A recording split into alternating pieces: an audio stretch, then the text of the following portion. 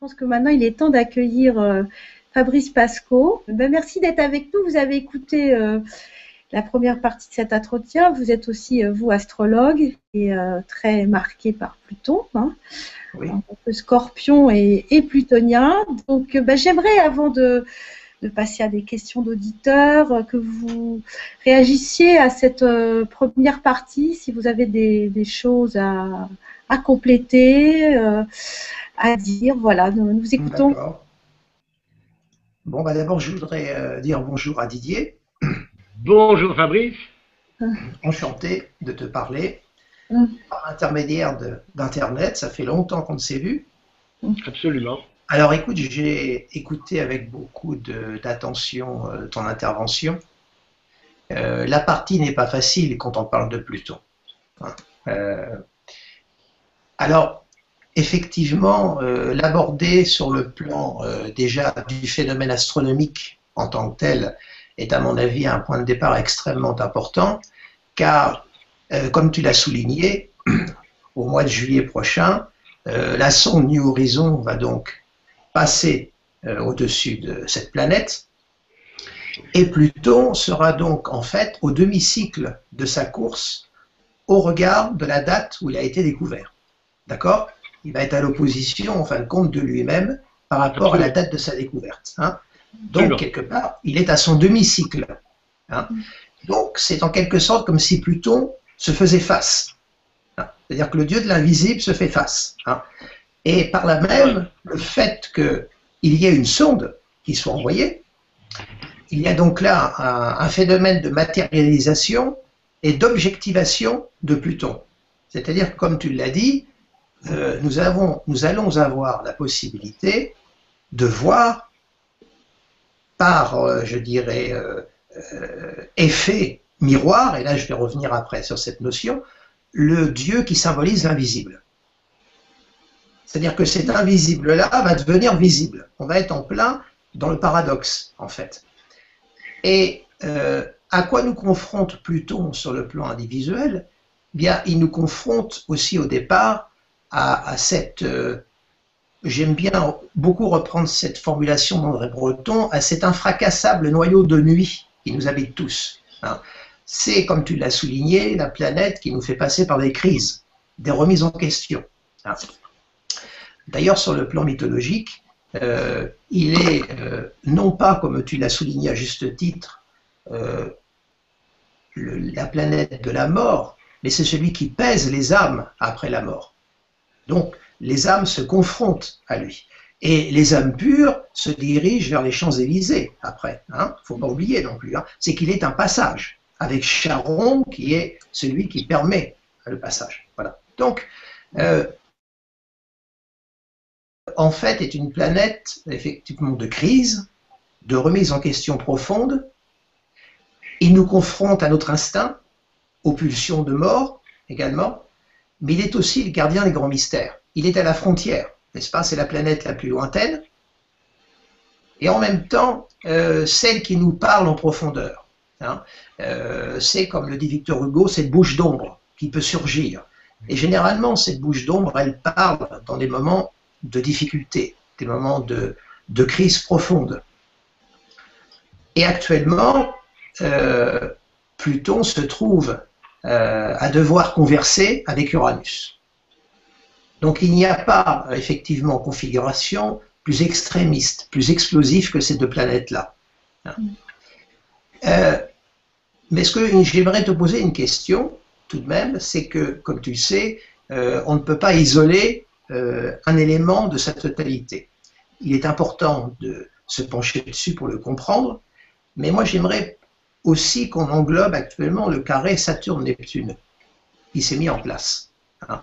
Parce que je me demande, ça c'est une question que je me posais il y a quelques jours par rapport aux événements qui se sont passés, je me demande si ce carré Saturne-Neptune, justement là, n'est pas venu pour nous, comment dirais-je, nous confronter au questionnement où en sommes-nous, c'est-à-dire Saturne c'est le singulier et Neptune c'est le pluriel. D'accord? Donc ces deux planètes-là sont en carré également. Donc, est-ce que ce carré-là qui se forme en fait, n'a pas pour but de nous aider à contrecarrer, justement, puisqu'on est dans le carré, cet aspect absolument extrémiste, explosif du carré Pluton. Alors, oui, c'est une fort belle question. Alors, je pense qu'il s'agit de deux ordres différents. Uranus et Pluton ont un cycle très lent de 160 ans, il me semble que c'est ça, alors que le cycle de Saturne et de Neptune est beaucoup plus rapide puisque il s'agit donc de 35 ans. Exact. Donc on est dans un rapport de 1 à 5. Il y a donc beaucoup plus, 5 fois plus de relations Saturne-Neptune, comme par exemple le carré, que de carré Uranus-Pluton. Alors,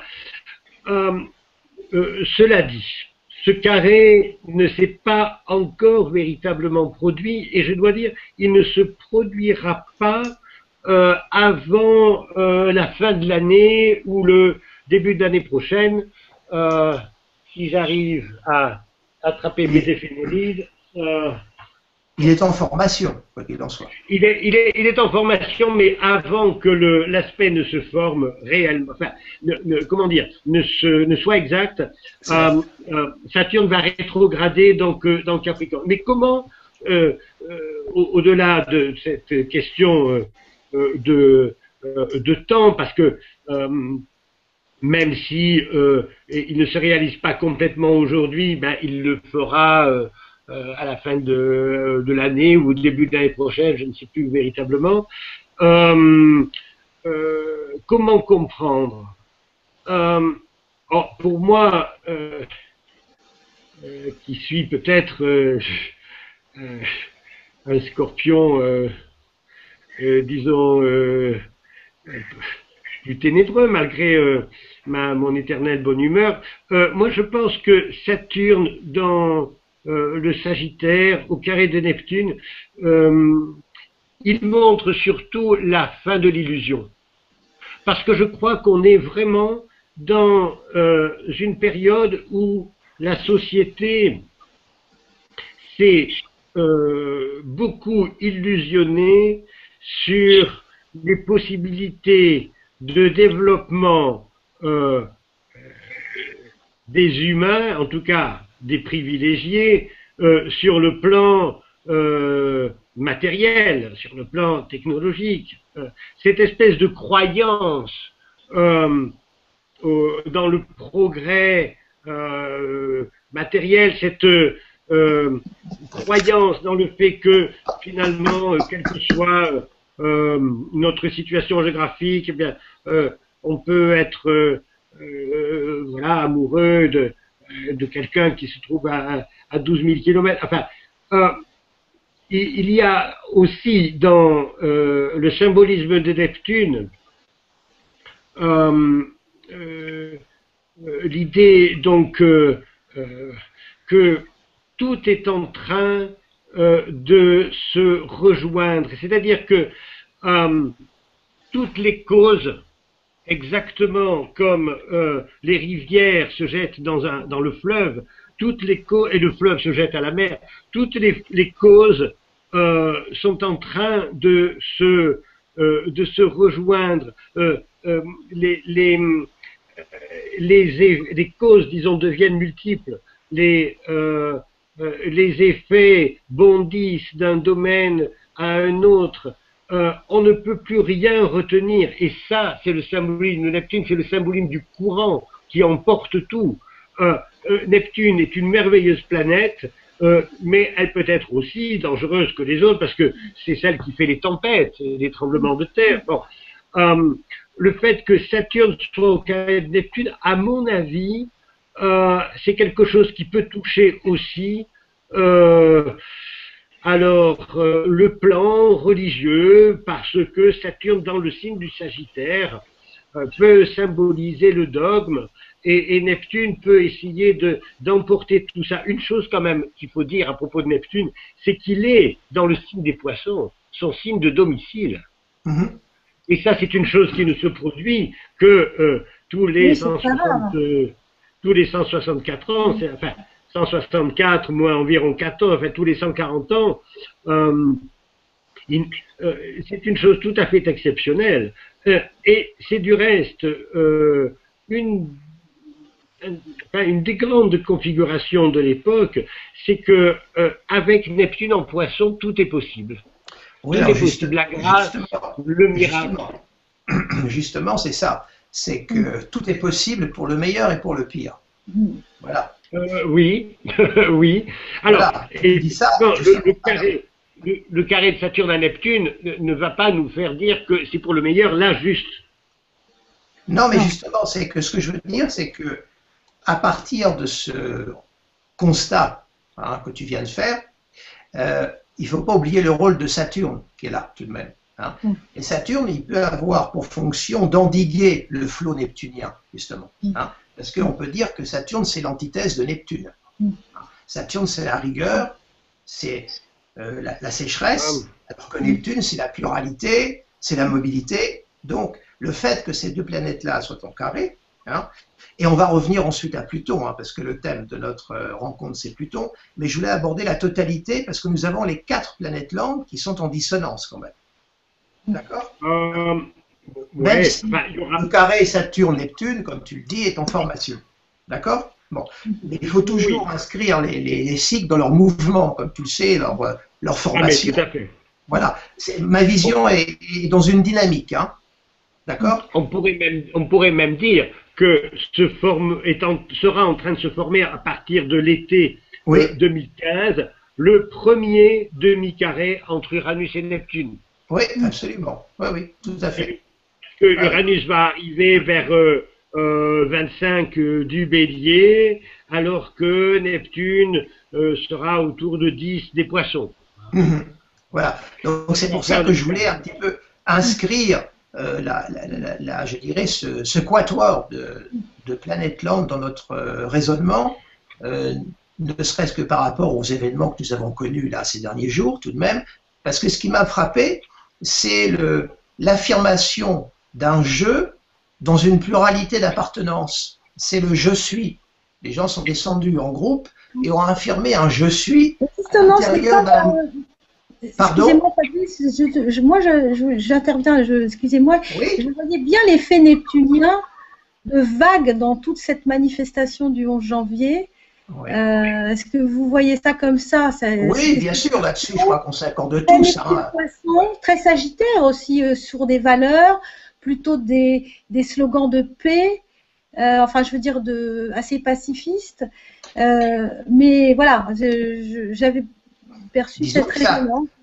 Là aussi, avec Neptune, ça véhicule beaucoup de choses, parce qu'on voit très vite que ça tourne un petit peu maintenant à des choses qui sont plutôt nébuleuses. Il y a eu effectivement cet élan du cœur au départ, qu'on peut effectivement analogiquement attribuer à Neptune, mais reste qu'il y a à côté la rigueur et la vertébralité saturnienne qui est là.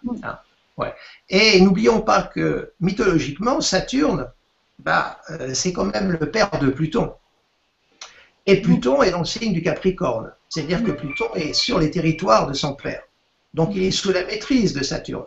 Donc analogiquement, pour moi, dans mon raisonnement, je ne peux pas les défaire. Voilà. Et le fait que je ne suis pas tout à fait d'accord quand même. Je ne suis pas tout à fait d'accord parce que il y a un échange de domicile. Donc on ne peut pas dire qu'il y en a un plus fort que l'autre. Je n'ai pas entendu là, excuse-moi. Il y a un échange de domicile, vous disiez. Il y a un échange de domicile. On ne peut pas dire qu'il y en ait un plus fort que l'autre. Non, je parle au niveau de la maîtrise. C'est-à-dire que Pluton est dans le signe du Capricorne. Donc, sur le plan mythologique, Pluton est dans le signe, il est dans le territoire du père. Parce que dans la mythologie, Pluton est le fils de Saturne. Donc, on peut dire que Saturne a quand même un rôle très important dans le véhicule de Pluton. D'accord? Je ne sais pas si je me fais bien comprendre. Oui. Oui? D'accord. Bon. Donc, pour recentrer quand même notre propos sur Pluton, parce que c'est quand même l'objet de ton intervention, hein, alors il y a eu de nombreuses questions sur, notamment une question qui a été posée sur le rôle de Pluton sur le plan individuel, hein, et tu as donc noté les crises qu'il peut faire connaître à un être lors de transits, on va dire, majeurs. Alors évidemment, Pluton, tout dépend le rôle, la position qu'il occupe dans un thème natal. Si Pluton n'est pas angulaire, s'il n'est pas en relation avec des rapides, on peut dire que dans un thème, il va occuper une place qui va être entre guillemets mineure. Nous sommes d'accord? Hein? Bon. Oui. Reste que, quoi qu'il en soit, un transit du Pluton sur l'un des deux luminaires, Soleil-Lune, va entraîner, quoi qu'il en soit, dans la vie du sujet, une crise profonde. Hein. Le Soleil, qui est le symbole du rayonnement, du moi, de la vitalité, le Soleil, sans fin de compte, je suis, hein, et un transit de Pluton sur la Lune, qui régit le monde de la nuit, le monde des émotions, hein, des affects, des sentiments, va entraîner aussi une crise dans la vie du sujet qui va toucher la sphère plus affective. D'accord? Ah, bien sûr. Oui, non, c'est juste pour savoir si tu me reçois bien, parce que par ordinateur, c'est pas évident. Hein, voilà. Donc, parce que des questions ont été posées sur la durée, entre guillemets, des effets de Pluton lors d'un transit. C'est-à-dire quand il transite, par exemple, la cuspide d'un ascendant, quelle est la durée, entre guillemets, de son influence? Voilà. C'est-à-dire, comme Pluton est très lent, qu'il a une phase de rétrogradation comme toutes les planètes lentes, la question qui a été posée par l'un des internautes, c'était la durée, je dis toujours entre guillemets, de ses effets, parce que on n'est pas dans le rapport de cause à effet, comme tu l'as expliqué, mais on est plus dans une relation analogique. Hein. Ma foi, pour quantifier cette durée, c'est très compliqué.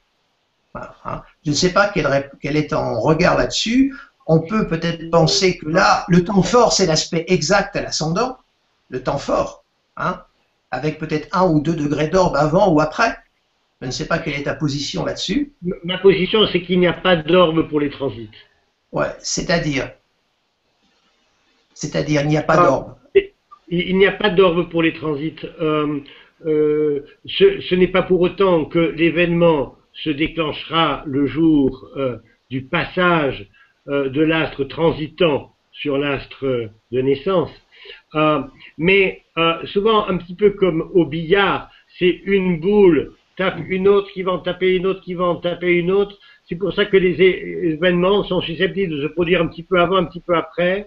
Et de toute manière, avec le jeu des rétrogradations, les transits de Pluton peuvent durer au minimum 1 an, et parfois ça peut durer 2 ans. 2 ans, tout à fait, oui. Exactement. Voilà. Donc, un transit de Pluton sur un point fort du thème, oui, c'est entre 1 et 2 ans. Ouais, c'est ça. Clairement. Ouais.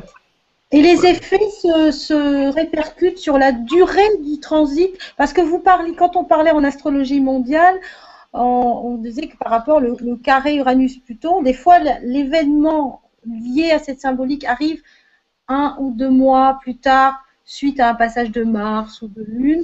Dans un thème individuel, il y a aussi ce phénomène déclencheur qui peut se faire quelque temps après un carré exact ou...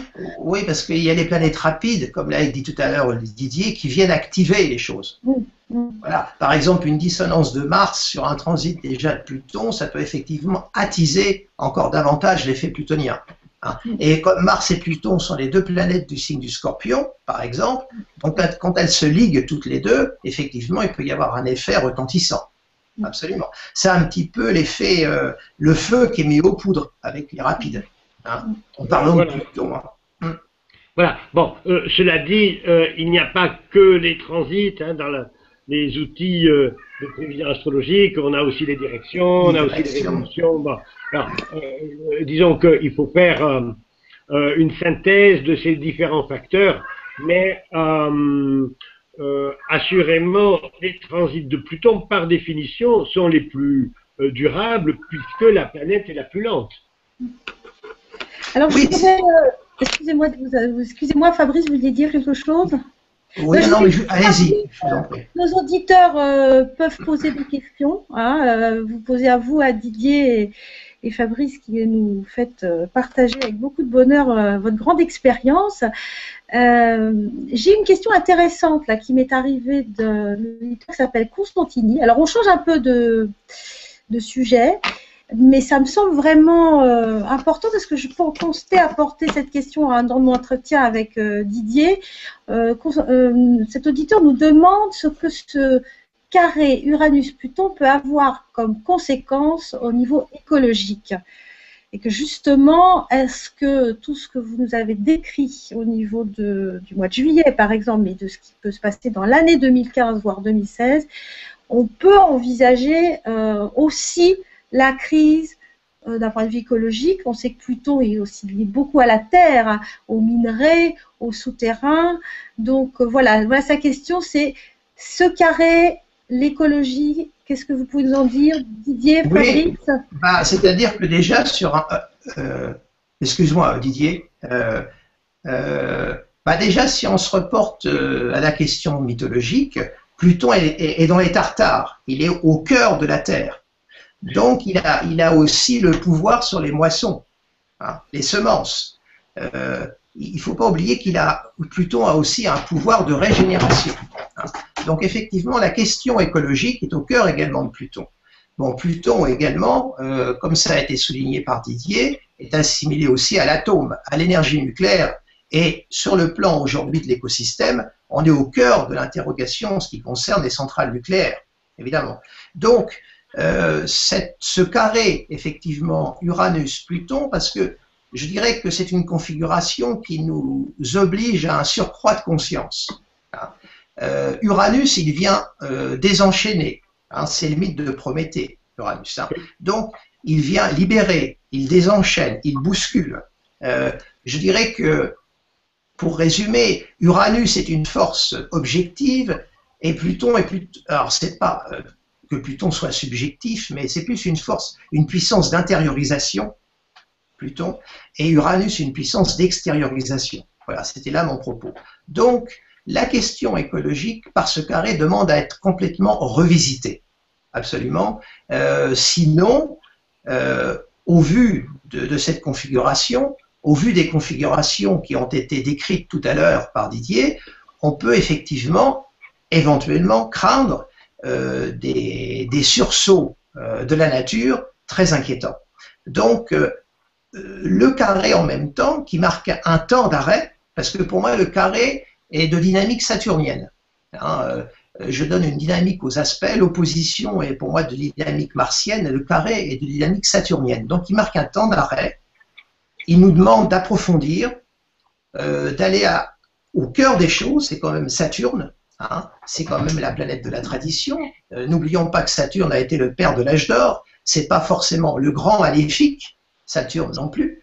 Il nous demande ce surcroît de conscience. Donc, la question écologique, effectivement, de la nature est au cœur du débat actuel et va être de plus en plus à prendre en considération. Et aussi, et l'écologie est aussi liée pour moi à Neptune, également, qui est en Poisson. Bien sûr. Voilà. Alors je te cède la parole, Didier, parce que je l'ai gardé un peu trop longtemps. Merci de ce que tu nous apportes. D'un point de vue donc symbolique, effectivement, Pluton donc gouverne l'énergie atomique et particulièrement le noyau de l'atome, mais aussi les richesses souterraines, nous l'avons dit. Uranus joue souvent le rôle de déclencheur. Hein. Il déclenche d'une manière absolument soudaine, inattendue et explosive, parfois même très violente, les effets de Pluton. J'apprends par la presse, comme nous tous, que aujourd'hui, le prix du pétrole baisse énormément. Vous savez pourquoi? C'est parce que on a trouvé la technologie du pétrole tiré à partir du schiste. Et c'est la pire chose qui puisse arriver pour la Terre, parce que c'est l'assurance que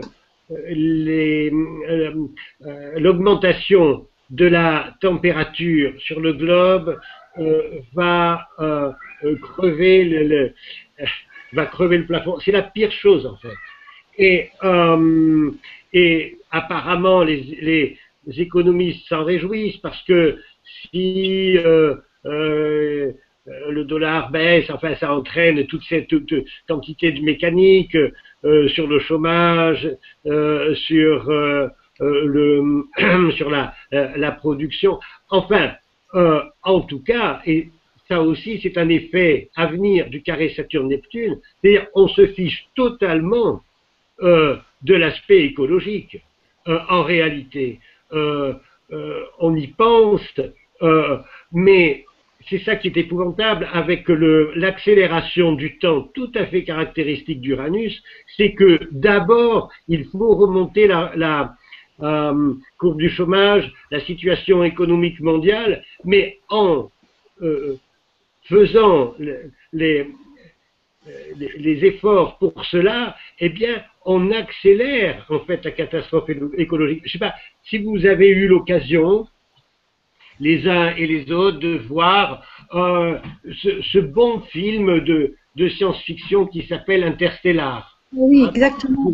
J'allais en parler. C'est un film grand public, mais il décrit une situation qui est assez proche de ce que nous sommes en train de nous préparer. Bon, enfin, donc moi je suis malheureusement un peu pessimiste sur le plan écologique, particulièrement de par ce carré Saturne-Neptune, parce que effectivement il y a une sorte de course contre la montre qui est engagée et tout le problème est là en fait. Saturne, c'est justement ce tic-tac du temps chronologique.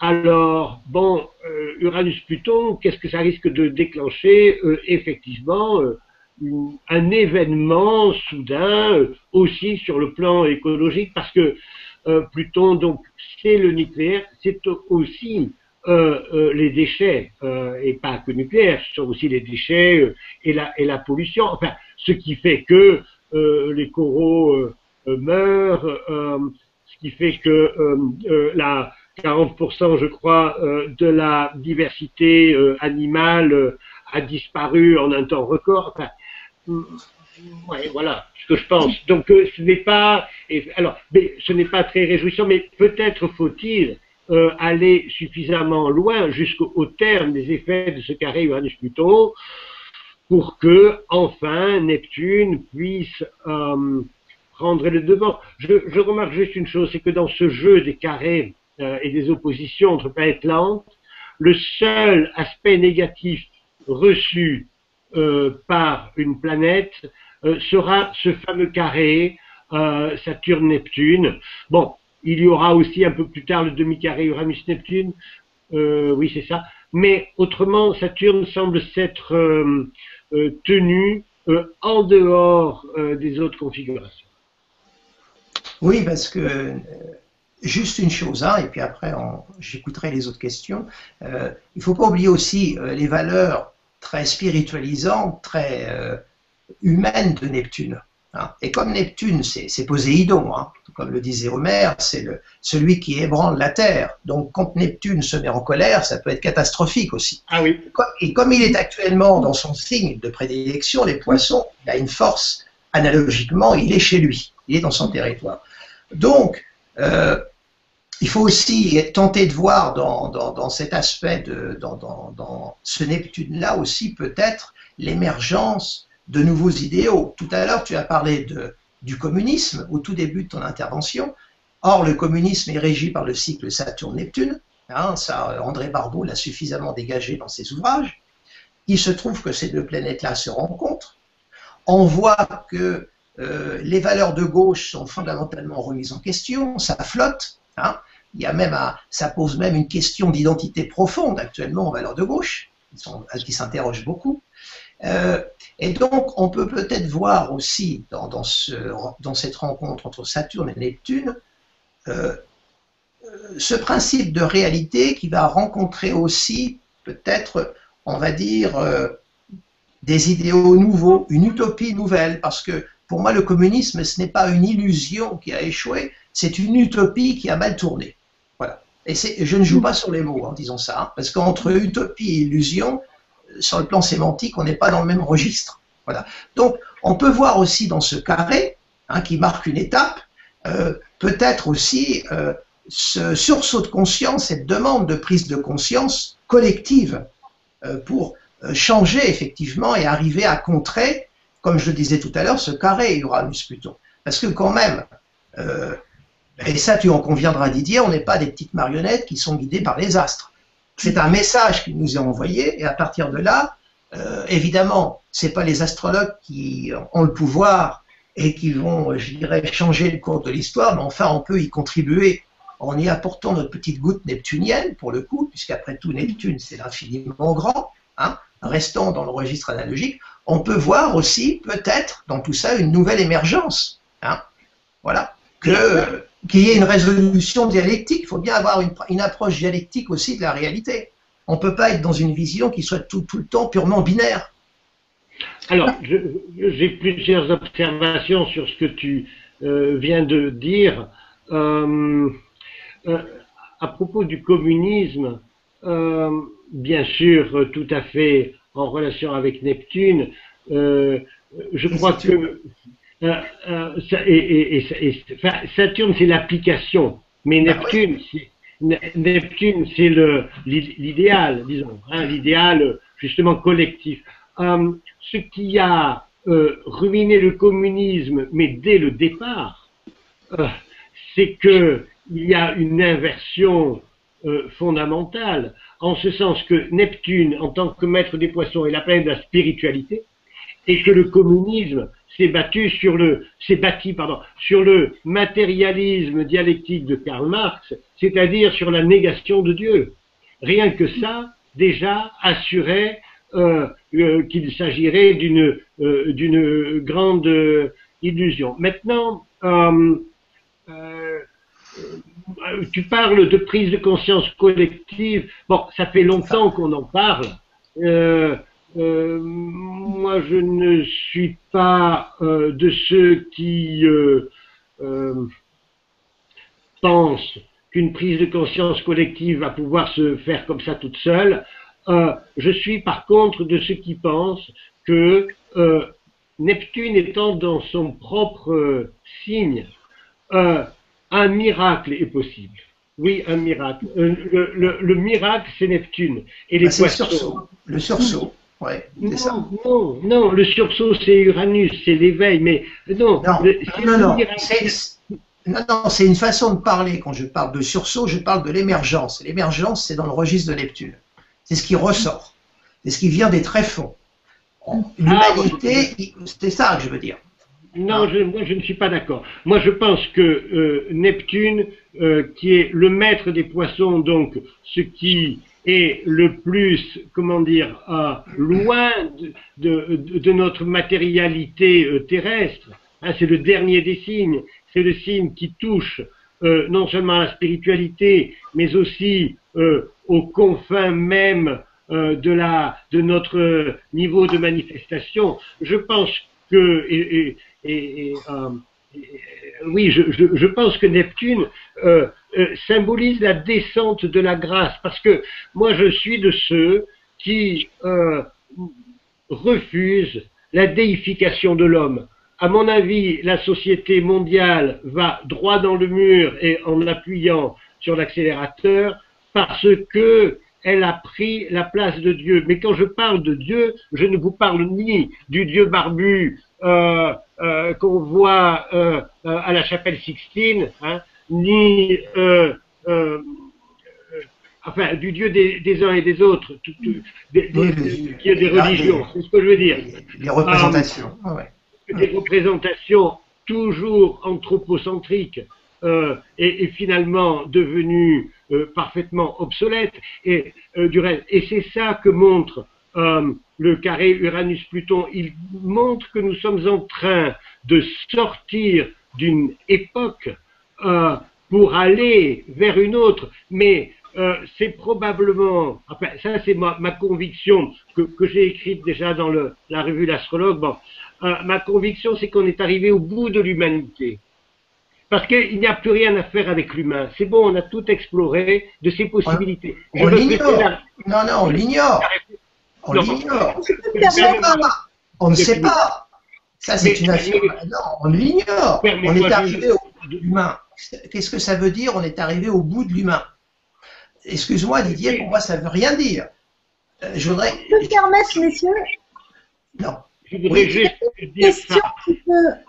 C'est-à-dire qu'il y a quelqu'un. C'est un suicide collectif, là. Hein?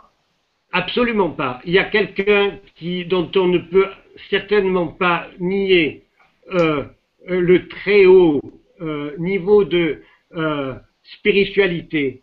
Cet homme s'appelait Satprem. Oui. Il était passé par l'enfer. Bien sûr. Vous le savez, il a passé par l'enfer des camps de concentration. Bon. Et cet homme a été le disciple ou un des disciples les plus proches de Sri Aurobindo. Dans les années 70, Satprem a écrit un livre qui s'appelle Genèse du surhomme. Je vous recommande très vivement de le lire. L'homme n'est pas une fin en soi. De penser cela, c'est ça le suicide. Ah, mais c'est pas la même chose. L'homme est une forme de l'être et on peut penser qu'il y aura un surhomme, mais non pas au sens nietzschéen, bien entendu, au sens de la vibration spirituelle. Et à mon avis, la crise mondiale dans laquelle nous sommes, elle montre la fin d'une époque, peu importe que l'être de conscience qui arrivera après l'homme ait des yeux encore plus bleus ou encore plus marrons, des cheveux plus ou moins longs, on s'en fiche. Ce qui compte, c'est le niveau de conscience. Et c'est en ce sens-là que je me faisais cette réflexion.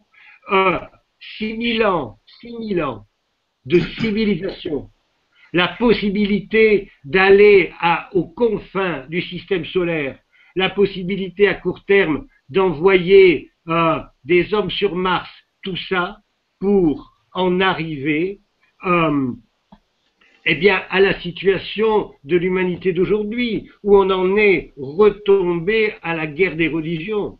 Je dis là que l'humanité a mal conduit son char par la faute de l'individualisme. Mais c'est une faute à laquelle nous participons tous, bien entendu. Hein. Et cet individualisme, il est apparu d'une manière évidente, tous les philosophes, je crois, en conviennent, à la découverte d'Uranus, c'est-à-dire à la fin du XVIIIe siècle, qui est vraiment le pivot de l'histoire de l'humanité. Du reste, si vous prenez les courbes de la population mondiale, vous verrez que c'est à partir de la fin du XVIIIe siècle, c'est-à-dire vraiment les années 1780-1790, que cette courbe est passée depuis le plan horizontal vers le plan vertical. C'est en quelque sorte c'est une courbe hyperbolique, c'est en quelque sorte là que s'est formé le creux. Donc, oui, il n'y a pas la possibilité de donner la liberté d'action à tout un chacun à partir du moment où il n'y a plus de loi. Voilà ce que je pense à propos donc de ce transit de Neptune dans les signes des Poissons. Il est probable qu'il y ait là enfin, en tout cas, c'est mon espoir, hein, un phénomène, disons, messianique. Mais quand je dis messianique, je ne parle d'aucune religion, hein, bien entendu. Oui, alors, moi, je pense que le miracle, comme tu dis, viendra de l'homme. Et que l'homme ne soit pas une fin en soi, je suis tout à fait d'accord avec toi. Mais la notion entre l'homme n'est pas une fin en soi et on arrive au bout de l'humanité sont deux notions qui sont pour moi totalement différentes. Et moi, je pense que le miracle viendra de l'homme et de nul autre. Je ne crois pas à une descente quelconque. Ça, c'est une... Oui. Si je peux vous interrompre juste un instant, parce que j'ai peut-être une question d'auditeur qui pourrait faire rebondir votre débat. puisque vous n'êtes pas tout à fait d'accord sur ce sujet. Alors, j'ai deux questions, en fait. Je ne sais pas trop par laquelle commencer, mais je vais parler d'Hadès qui nous dit, vous avez beaucoup parlé de Pluton dans son côté plutôt destructeur, mais qu'en est-il de sa face lumineuse, de son côté transformateur, de son côté de la renaissance, de toute la symbolique de résurrection qu'il y a autour de Pluton? Parce que vous parlez de l'espoir neptunien, mais est-ce qu'il n'y a pas aussi un espoir aussi du côté de Pluton? Oui, mais c'est l'espoir qui doit, à mon sens, en passer par le désespoir. Parce que Pluton, c'est vraiment la planète de l'initiation. Alors l'initiation, je vais l'employer dans l'acception large du terme. C'est vraiment la planète qui nous confronte à cette petite mort intérieure, nous en avons parlé. On doit nécessairement en passer par la puissance du désespoir pour renaître. Mais effectivement, Pluton renferme une puissance de régénération, mais qui est vraiment l'être dans sa totalité. C'est-à-dire vraiment, j'entends par l'être, je ne parle pas de la structure apparente que nous avons, c'est la crise en profondeur. D'ailleurs, ce qui est significatif, regardez par exemple, nous n'avons jamais autant parlé, et tout à l'heure Didier, tu en as touché quelques mots, des états de mort imminents. Bon, actuellement, on parle énormément de ce sujet. Il y a à peu près 30 ans, 40 ans en arrière, oui, on en parlait, mais très peu. On abordait très peu le sujet. Aujourd'hui, des neuropsychiatres, des neurologues, comme il y a un très bon livre que je vous conseille de lire, c'est la rencontre entre Ed Wellington et Raymond Moody. C'est un neurochirurgien qui a fait une EMI et qui raconte cette expérience-là. Donc, on est quelque part, effectivement, là, au cœur de Pluton. C'est-à-dire que les EMI, c'est l'état de mort imminent. Les gens sont aux frontières. Et ils perçoivent, comme l'a décrit Didier, ce tunnel, cette espèce de spirale dans laquelle ils sont absorbés. Et évidemment, pour ces êtres qui vivent une telle expérience, ensuite, le retour, on va dire, au réel, la perception qu'ils vont avoir de la réalité va être totalement transformée. Ce sont des gens qui se trouvent à développer des capacités qu'ils ne se connaissaient pas auparavant. Le point central de tout, c'est qu'il y a une spiritualisation de leur existence, même pour ceux qui antérieurement n'avaient aucune sensibilité pour ces questions. Il y a un point commun à tous, c'est que la vie est totalement chamboulée. Ça va même jusqu'à leur vie de famille, parce que quelquefois, quand ils reviennent, ce sont des extraterrestres. Ils développent d'autres valeurs, une autre qualité de vie, et leurs proches ne les comprennent pas. Donc ils vivent quelque part là un sacrifice plutonien. Il y a une résurrection, et sur le plan terrestre, il y a un sacrifice quelque part. Quand on se trouve coupé de tout son environnement, de tous ceux qui ont constitué la cellule proche, et qu'on arrive et qu'on est dans un état d'incompréhension, ça provoque aussi des crises. Généralement, on a noté que ces personnes-là les surmontaient très bien. Ça n'avait pas vraiment de conséquences. Donc, ces cas-là, par exemple, de Near-Death Experience, font partie du registre de Pluton. Je voulais également parler d'un autre domaine, et puis après, je vais céder la parole à Didier, parce que je ne veux pas trop monopoliser. Il faut surtout m'interrompre, n'ayez pas peur. Je veux aussi parler des médecines intégratives, dont on parle de plus en plus, qui essayent de pénétrer la coque dure des hôpitaux.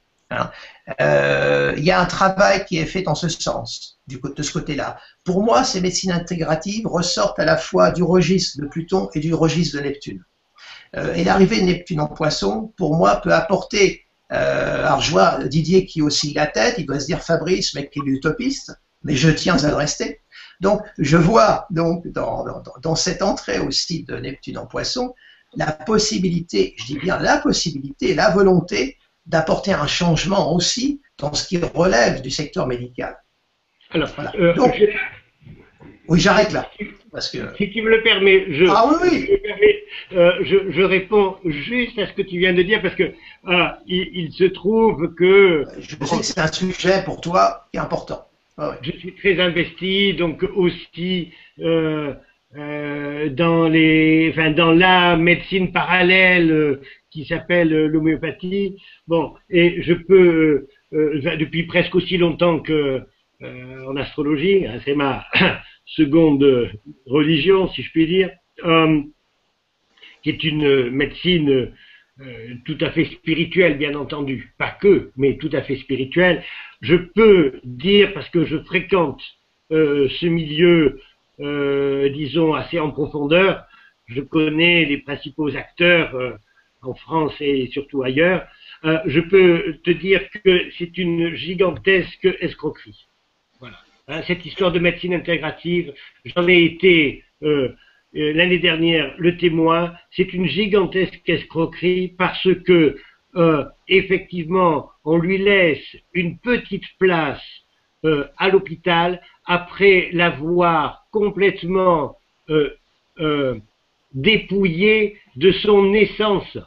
On ne laisse plus que l'épluchure de la pomme de terre, tout ce qui fait l'essentiel de ces médecines qui sont holistiques, qui prennent en considération l'être total, est absolument contraire aux lois matérialistes qui gouvernent le monde et qui gouvernent ceux qui cherchent avant tout à faire du profit. En l'occurrence, il s'agit des grands trusts pharmaceutiques. Croyez bien qu'ils s'arrangent, et je sais vraiment de quoi je parle, malheureusement. Ils s'arrangent pour laisser la part du pauvre aux médecines dites alternatives qu'on appelle maintenant médecine intégrative. C'est absolument un scandale. Alors, je ne dis pas que ce sera toujours comme ça, mais ça, je veux dire, c'est là où je veux en venir. Malheureusement, je dois dire que non seulement on n'en prend pas le chemin, mais on a pris le chemin inverse. C'est-à-dire que on fait en sorte que ces médecines soient reléguées tout à fait au second plan en les encadrant. Bon, alors, bon, ça c'est une chose. Maintenant, pardonne-moi, je ne me rappelle plus absolument de ce dont il était question juste avant. Avant que tu aies parlé. Je ne sais plus non plus, j'étais dans le flot de ma pensée. On parlait des EMI, on parlait de Pluton dans son pouvoir de régénération. Voilà, ça, positif de Pluton. Est-ce que ouais, le côté positif de Pluton. Du côté de Pluton. Est-ce que Pluton. Oui. Alors, bon, donc, la chose la plus caractéristique de tous ceux qui ont fait l'expérience aux approches de la mort ou l'expérience de mort immédiate ou NDE, etc., une grande partie des expérimentateurs ont rapporté en fait une énergie d'amour ineffable, comme si la lumière était l'amour. Vraiment. Et ils sont revenus pour la plupart, disons, par devoir ou parce que on leur a dit que c'était pas le moment, mais beaucoup ont regretté de ne plus être en contact avec cet amour qui n'est peut-être pas l'amour absolu, mais que, paraît-il, on vit comme tel. Donc, là, nous retrouvons absolument le symbolisme du soleil et du signe du lion. Hein. Dieu et amour. Dieu est l'amour. Et ceux qui ont vécu ces expériences-là, qui sont allés, disons, du côté de Pluton, qu'est-ce qu'ils ont vu au bout du tunnel? Ils ont vu l'amour. Alors, de la même manière analogique, la disparition, disons, je ne parle pas des disparitions de l'humanité, je parle de la disparition des structures de nos sociétés. Bon, certainement va entraîner cet effondrement des structures, des croyances, enfin peut-être des événements, disons, extrêmement douloureux, mais au bout, et c'est ça que je veux absolument dire, c'est qu'au bout, il y a la plus grande lumière.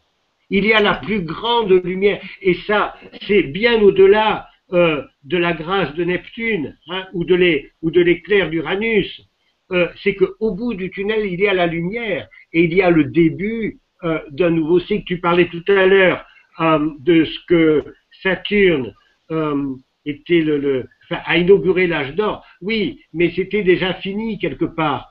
Parce que c'était le début des temps. Le début des temps amène nécessairement une fin des temps. Il ne peut pas y avoir de début s'il n'y a pas de fin. Donc, avec la chute de Saturne dans le monde terrestre, a commencé l'âge d'or, c'est-à-dire a commencé le cycle de l'humanité. Mais alors, bien sûr que vous me posiez la question, je suis guénonien. Oui, oui, oui, bien sûr, absolument. Je le revendique. Je suis très séduit par cette pensée, même si j'ai aussi une dimension très, comment dire, enfin, mystique ou enfin spirituelle. Et pour moi, tout ça n'est pas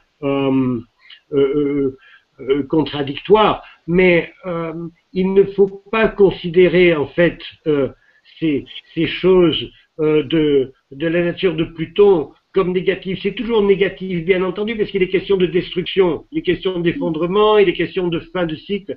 Ben, bien sûr que c'est négatif par rapport à ce qu'il y a eu, mais c'est absolument,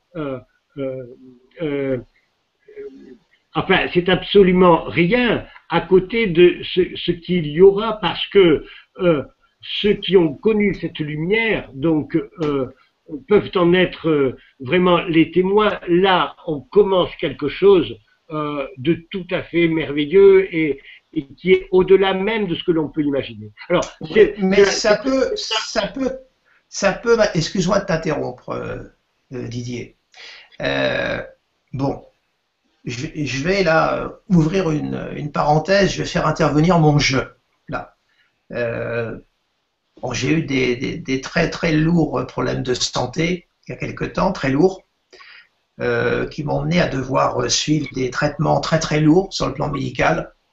Et il se trouve que durant tout ce trajet, j'ai fait une EMI.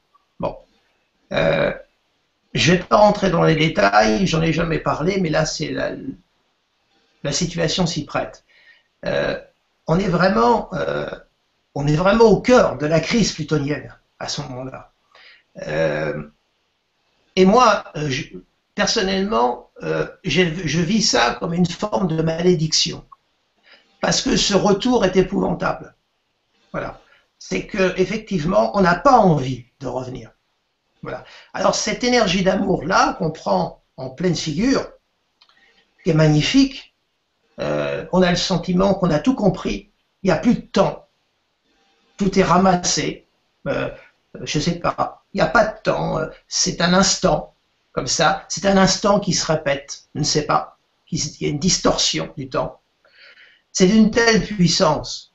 Bon. Et quand on revient, bon, c'est une malédiction, on reste dans les griffes de Pluton quelque part. Et il nous a montré la lumière, et puis pourquoi, bah, je ne sais pas. Hein. Après, je ne veux pas aller plus loin dans les propos. On est ramené ou on décide de revenir, peu importe. On revient ici, on revient sur cette terre, on retrouve notre condition d'être humain, fait de chair et de sang. Pour moi, à partir de ce moment-là, la notion du système solaire, d'astrologie a explosé quand tu vis ça. Hein, on est au-delà de tout. Le thème, il éclate. Mais je suis de retour, je suis là. Et donc, quand on a touché ce point-là, évidemment, je suis toujours maintenant habité, et pourtant étant Scorpion, ascendant Scorpion, Dieu sait que je suis pas quelqu'un, je suis pas un bisounours, hein, tout de même. Hein. Je suis pas quelqu'un qui bascule dans les grandes idéologies, les grands mouvements. Viens petit frère dans mes bras, on s'aime tous très très fort. Non, je suis pas vraiment taillé dans cette étoffe-là, et toujours pas d'ailleurs. Hein. Mais disons que je garde ce secret espoir que l'humanité a encore, enfin que l'homme a encore des ressources et qui n'a pas encore tout dit et qui n'a pas encore dit son dernier mot, et son dernier mot pour le meilleur. Voilà ce que je voulais. Et je ferme la parenthèse. Voilà. Alors peut-être on peut rebondir sur vos propos de Fabrice, parce que finalement, tout ce que vous avez abordé, j'ai l'impression que ça rejoint une question de votre débat. Est-ce que aujourd'hui, tous ces transits nous apportent plutôt vers un effondrement ou l'émergence d'un nouvel ordre, ou les deux peut-être, parce que finalement, c'est ce que vous venez de nous dire, il y a un effondrement et un nouvel ordre derrière. Alors évidemment, il faut passer par le tunnel plutonien. Voilà, qu'est-ce que vous pensez de cette question? Didier, je te cède la parole. Je partage complètement cette opinion. Oui, je pense que c'est ça je pense que c'est ça sur un plan collectif. Et bon, tout à l'heure peut-être je suis allé trop loin. Bon, homme sur homme. Bon, peut-être que le surhomme dont il est question donc chez Satprem, peut-être est-il simplement le prolongement de l'homme. Et de toute manière, il le sera. Mais après tout, le changement de forme, le passage d'une forme à une autre, est une chose absolument essentielle dans le symbolisme du scorpion, et je trouve ça absolument passionnant. Moi, je suis d'accord. De toute façon, ma forme personnelle, elle commence déjà... enfin, elle accuse les conséquences de Saturne. Hein. De toute manière, on est là de passage. Mais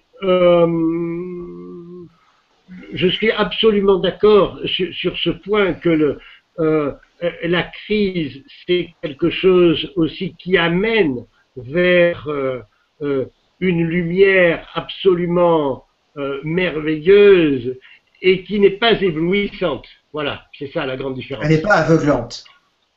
Voilà. Elle n'est pas aveuglante du tout. Non. C'est ouais. Bref, c'est indescriptible. Tout à fait. Ouais. Ouais, oui. C'est indescriptible. C'est indescriptible. C'est indicible. Voilà.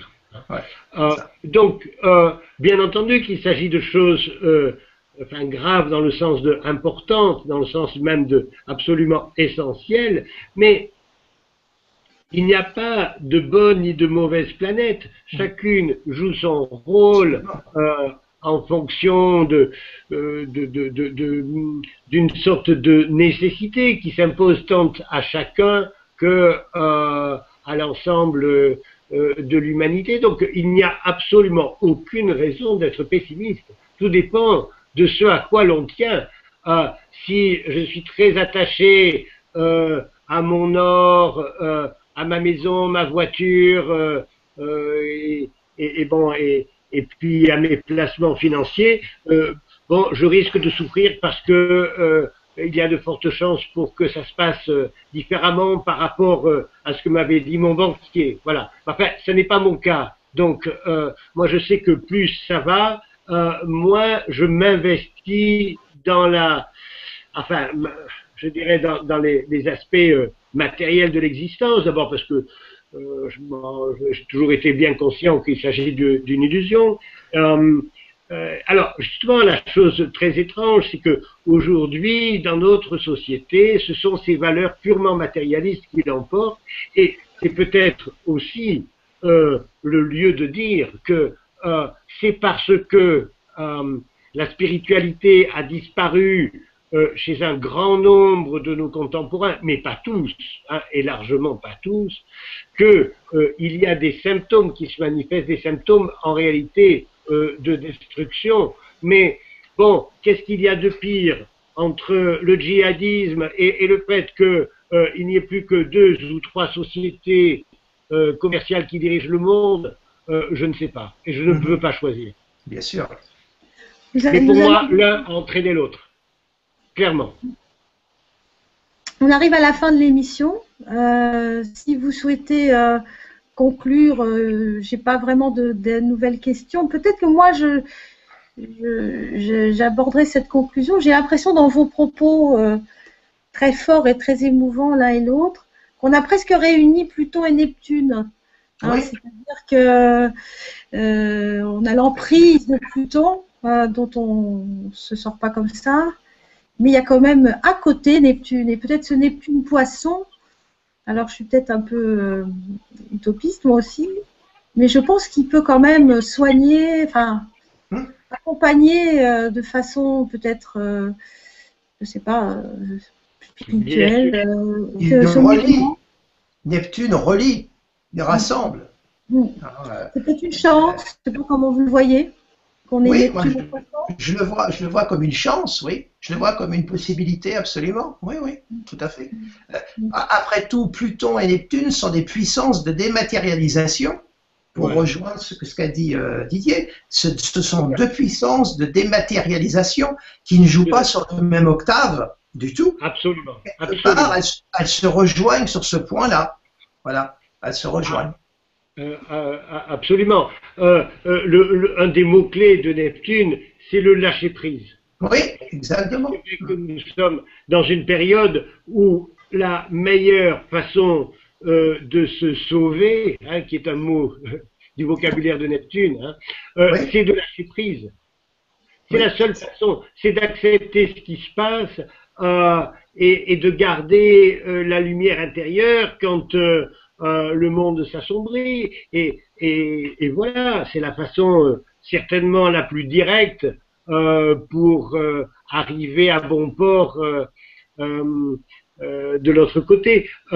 Mais je me faisais la réflexion, sans doute, Fabrice et moi avons le même sextile entre Pluton et Neptune à la naissance.